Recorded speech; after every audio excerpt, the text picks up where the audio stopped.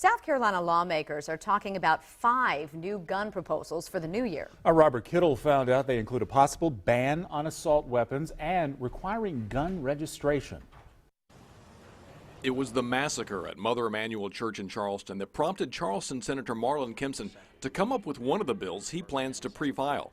It would get rid of the loophole that allowed Dylann Roof to buy a gun even though his background check wasn't completed.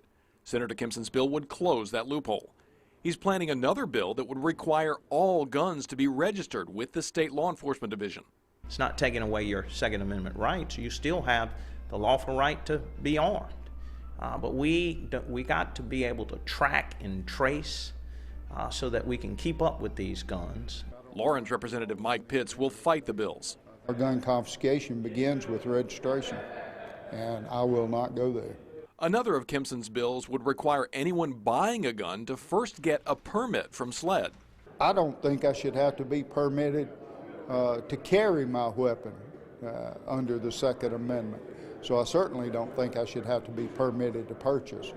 Senator Kimpson also plans a bill to ban assault weapons, including ones that are semi-automatic. I believe that we ought not have people carrying military artillery on the streets of Charleston and the streets of Columbia.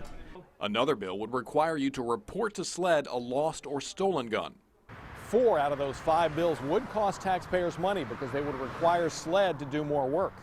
Senator Kimpson agrees SLED would need more money, and even though the amount isn't clear yet, he'd favor giving them what they need. In Columbia, Robert Kittle, 7 News. Right now, that background check loophole bill has already been filed in the Senate. Also tonight, we know another high-profile case is creating a push for change. State Senator Larry Martin of Pickens County has filed a bill that requires law enforcement to release dash cam video. Martin told us in September it was his response to the Seneca police shooting of Zach Hammond. Under Martin's proposal, only a judge could stop the release.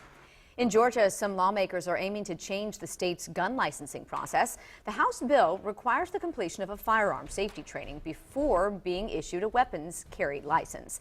It includes topics like loading, firing, and unloading the weapon. The measure is similar to laws already in place in other states like South Carolina and Florida.